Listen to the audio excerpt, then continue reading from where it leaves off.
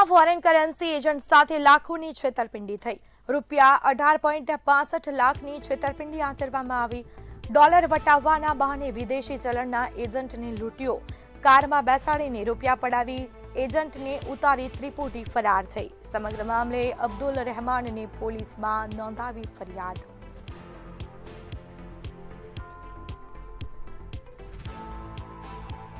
તો આપણી સાથે સંવાદદાતા દીપક રાય લાઈવ જોડાઈ ચૂક્યા છે। જે દીપક, આજે આખો મામલો સામે આવ્યો છે, આજે કાર્યવાહી કરી છે, જે આરોપીઓ એ ચોરી કરી હોવાનું પણ કંઈક સામે આવ્યું છે, છેતરપિંડી થઈ છે, શું છે આખો મામલો?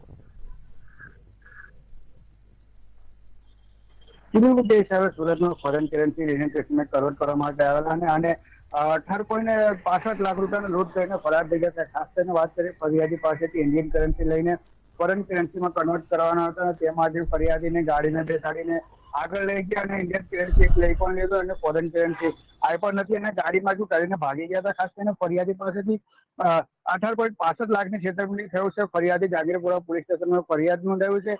ફરિયાદને આધારે પોલીસ તપાસ કરી શકાશે કે ડોલરને વહીવટ કરવા બહાને ફરિયાદી પાસેથી 18.65 લાખ રૂપિયાની લૂંટ થયું છે। જે સમગ્ર મામલે છે ફરિયાદી અબ્દુલ રહેમાન જાગીરપુરા પોલીસ સ્ટેશનમાં દોડતો ગયો હતો ને ત્યાં ફરિયાદ નોંધાવી હતી ને ફરિયાદને આધારે જે જાગીરપુરા પોલીસે તપાસ કરી છે। ખાસ કરીને આજે ફોરેન કરન્સીને લાલચ આપીને અને ઇન્ડિયન કરન્સીમાં કન્વર્ટ કરવા માટે જે આરોપીઓ આવ્યા હતા એને ગાડીમાં બેસાડીને લૂંટ કરીને એની જોડે એને છેતરપિંડી કરીને ભાગી ગયા હતા। અને ખાસ કરીને જે ફરિયાદી છે અબ્દુલ રહેમાન એને ગાડીમાંથી ધક્કો મારીને નીચે ફેંકીને ભાગી ગયા હતા। જે ફરિયાદી છે એને જે 18.65 લાખ રૂપિયાની જે લૂંટ કહી શકાય, છેતરપિંડી કહી શકાય, કેમ કે જે ઇન્ડિયન કરન્સી છે એને ફોરેન કરન્સીમાં કન્વર્ટ કરવાનું હતું। તે લઈને એ લોકો એને ગાડીમાં બેસાડીને દૂર સુધી લઈ ગયા અને બેસન ગામ બાજુ લઈ જાય એ લોકોને ઉતારી દીધું હતું અને ધમકી પણ આપ્યું હતું કે અમે પાછળ આવે તો જાનથી મારી નાખશું એમ કહીને એ લોકો ગાડી લઈને ફરાર થઈ ગયા। અને ફરિયાદી છે